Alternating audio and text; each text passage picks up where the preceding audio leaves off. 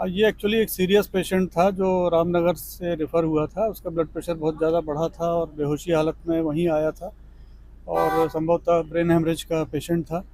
उसे रेफ़र किया गया था सतना जिला अस्पताल और वहाँ से आते समय रास्ते में ही उसकी मृत्यु हो चुकी थी, जो जानकारी हमको प्राप्त हुई है। और यहाँ सतना जिला अस्पताल पहुँचने पे उसका गेट ज़रूर कुछ लॉक उसका अटक गया था गाड़ी का, जो नहीं खुल पा रहा था, तो किसी ने खिड़की से अंदर जाके तुरंत उसको फिर खोल के फिर इनको बाहर शिफ्ट कराया कैजुअल्टी में, जहाँ पे वो पता चला कि ब्रॉड डेड थे। तो हालांकि टेक्निकल प्रॉब्लम है, कभी किसी उसमें हो सकती है, बट इसके बावजूद हमने उनको एक नोटिस जारी किया है वाहनों के मेंटेनेंस को, और जो ख़राब वाहन है उसके संबंध में विस्तृत जानकारी भी मांगी है और उसके जवाब के आधार पर आगे उस पर कार्रवाई होगी। सर, पूरे प्रदेश में एम्बुलेंस ऐसा लगता है ऑन रोड तो है, मगर ऑन ग्राउंड जो है वो मौतें ही हो रही हैं। मध्य प्रदेश की स्वास्थ्य सेवाओं का चरमराना कोई नया नहीं है।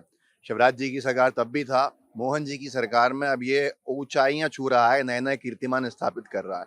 सतना का मामला दिल दहलाने वाला है। मुझे लगता है इस्तीफे ही नहीं, एफआईआर होनी चाहिए इसमें कि मरीज अंदर बंद हो गया और उसके बाद एम्बुलेंस का गेट नहीं खुलता है। कौन सी एम्बुलेंस चला रहा है मध्य प्रदेश की सरकार में? कौन सी एम्बुलेंस का इस्तेमाल किया जा रहा है? कौन लोग इसके पीछे हैं? कौन लोग इसको नहीं बदल रहे हैं? बजट इतना बड़ा सैंक्शन होता है तो एम्बुलेंस नहीं खरीदी जाएंगी नहीं। एक मरीज का ये हाल होना सिर्फ दरवाजा नहीं खुलने से कि लाते मार के एम्बुलेंस का दरवाजा खोला जा रहा है। मध्य प्रदेश के मुख्यमंत्री को तलब करना चाहिए, उप मुख्यमंत्री महोदय को, जो कि स्वास्थ्य विभाग के मंत्री हैं। स्वास्थ्य विभाग के मंत्री के ऊपर एफआईआर होनी चाहिए 120 की धारा में कि सब जिसके अंदर शामिल होते हैं। किसके ऊपर कार्रवाई होगी? क्या एफआईआर होंगी, नहीं होंगी? क्या आप तो आज सिर्फ डिपार्टमेंटल इंक्वायरी भी भूल जाइए, कुछ हो ही नहीं रहा है, जवाबदेही तय नहीं हो रही है। मध्य प्रदेश की सरकार का भ्रष्टाचार आज लोगों के लिए जानलेवा बन गया और लोग अब चिंतित हैं कि उनका क्या भविष्य है। मध्य प्रदेश में सरकार बड़े बड़े दावे कर रही है कि एम्बुलेंस सेवा हर किसी को मिल रही है, हर जगह पर मिल रही है, मगर कहीं पर एम्बुलेंस का सड़ा हुआ दरवाजा नहीं खुलता है, जिसके चलते मरीज की मौत हो जाती है।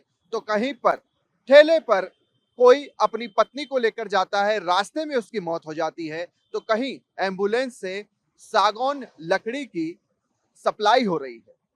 कांग्रेस इसे लेकर सरकार पर जमकर हमला बोल रही है। कांग्रेस का कहना है कि सरकार को कम से कम किसी अधिकारी मंत्री की जवाबदेही तो तय करनी चाहिए। तो दूसरी तरफ सरकार का कहना है कि हर मामले पर हर पहलू की जांच की जा रही है और जांच के बाद ही तय होगा कि आखिरकार दोषी कौन और कार्रवाई उस पर कितनी होगी। मैं आपको एक जानकारी देना चाहता हूँ। 108 गाड़ी है जो मध्य प्रदेश में चलती है, पूरे मध्य प्रदेश में 108 जो चल रही है। अभी हाल ही की बात है, आज की बात है, हमारे एक पेशेंट को गाड़ी की ज़रूरत थी, लेकिन उस टाइम हमें गाड़ी नहीं मिली। गाड़ी वाले के पास जब मैं गाड़ी के पास गया तो मैंने उनका देखा, उनका केस एक लालपुरा से था जो उन्होंने सुजालपुर छोड़ा था, जिसमें कॉलर से मेरी बात हुई। तो कॉलर के द्वारा बताया गया कि मेरे मामा 108 एम्बुलेंस पे डॉक्टर हैं और उनके द्वारा ही कॉल किया गया था और उनने ही मतलब उनके द्वारा ही कॉल किया और उनके द्वारा ही बात की गई थी 108 पे कॉल करके। और फिर वो केस सुजालपुर छोड़ के, सुजालपुर में ना कोई पेशेंट रिकॉर्ड है, उस नाम का कोई पेशेंट नहीं है। उसके बाद फिर ये गाड़ी लेके तांडा गए और तांडा से गाड़ी लेने के बाद ये डायरेक्ट पोला आए। फिर इनने चाय पी, लेकिन पेशेंट गाड़ी में बिल्कुल नहीं था उस वक्त भी। फिर ये हॉस्पिटल से गाड़ी लेके बस स्टैंड ले गए। बस स्टैंड पे करीबन इनने 1 घंटा गाड़ी खड़ी करके रखा और ये इस गाड़ी का नंबर है 5327, जो कि पोलाई की ही बताई जा रही है कि ये पोलाई कला की ही गाड़ी है 108। मुझे उसमें कोई पेशेंट नहीं मिला, बिल्कुल फर्ज तरीके से ये गाड़ी चला रहे हैं। उसमें ना पेशेंट बिठाते हैं ना पेशेंट मतलब रहते ही नहीं है गाड़ी में। मैंने देखा, उसमें 2 बार देखा मैंने ये दिन में ये गाड़ी, उसमें पेशेंट नहीं मिला। हमारे पेशेंट को भी ना ही ये गाड़ी समय पर उपलब्ध हुई।